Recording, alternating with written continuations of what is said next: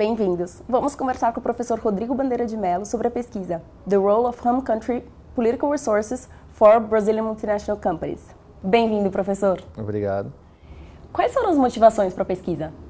De uns anos para cá, o fenômeno das multinacionais de países emergentes ficou muito forte. Então, os modelos existentes que explicavam a ida das empresas dos países desenvolvidos passaram a ser inadequados ou se mostraram inadequados para explicar esse fenômeno. E um dos motivos é justamente entender as características, então, do país sede dessas empresas dos países emergentes. Então, que aspectos institucionais, políticos, culturais desses países têm algum efeito no processo de internacionalização dessas empresas. No caso do Brasil, que foi especificamente a nossa pesquisa sobre as empresas brasileiras, a gente tinha a seguinte questão: até que ponto o fenômeno das multinacionais dos países emergentes, do Brasil, ela era explicada por questões econômicas, ou seja, eram empresas que tinham uma tecnologia, que tinham um produto forte e iam se expandir por conta dessas razões econômicas, ou até que ponto esse processo também era motivado por questões de política pública. E aí vem o impacto do governo na promoção dessa internacionalização. E a ideia era conseguir desvendar justamente quais eram os mecanismos que faziam, os mecanismos políticos pelos quais a política pública impactava na internacionalização dessas empresas. Nós descobrimos então uma série de mecanismos de ação do governo que vai desde o financiamento subsidiado pelo BNDES, a participação do governo como acionista minoritário dessas empresas, a participação na agenda diplomática do governo de questões específicas dessas multinacionais para abertura de mercado no exterior, uma regulamentação, facilitação ou ajuda na regulamentação sanitária para as questões de exportação. Então esse é o pacote que a gente identificou de como o governo pode afetar o processo de internacionalização.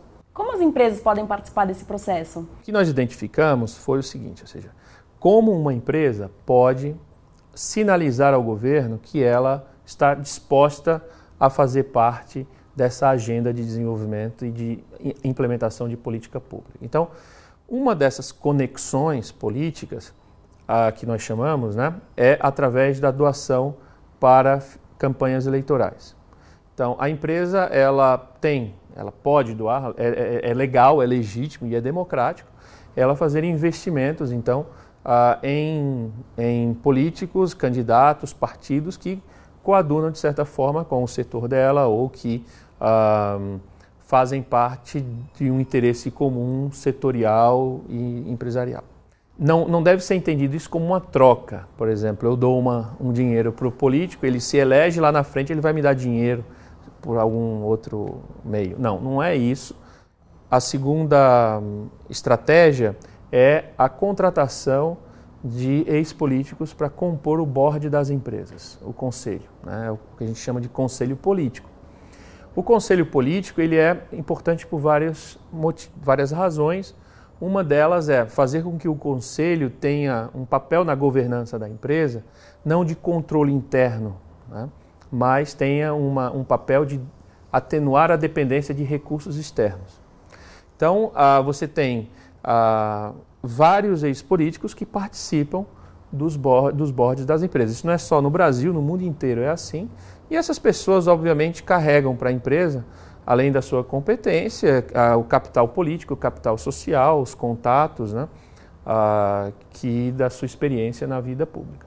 O lobby aqui no Brasil não é regulamentado.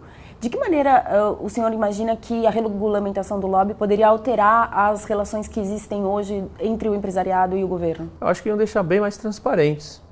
Apesar de não ser regulamentado, há empresas hoje que dizem claramente quem são seus lobistas nos relatórios anuais.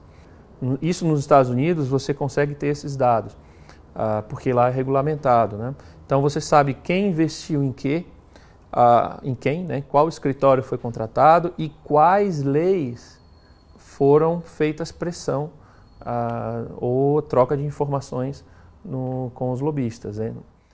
É uma parte muito importante do cotidiano de qualquer empresa, seja nos Estados Unidos, seja aqui.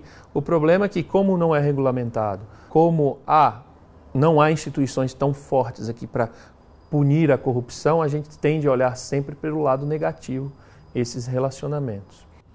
Quais os próximos passos para a pesquisa? No nosso grupo, nós desenvolvemos uma série de trabalhos com estratégias políticas, seja conexão pelo financiamento de campanha, seja conexão pelo conselho político. Nós acreditamos que essa é uma variável muito importante para explicar vários fenômenos do que ocorre na vida das empresas no Brasil, estratégias e vantagens competitivas. Então, muito obrigada, professor. Obrigado, parabéns pela agradeço. pesquisa. Ok, obrigado. E para saber mais sobre essa pesquisa, acesse o link abaixo. Obrigada.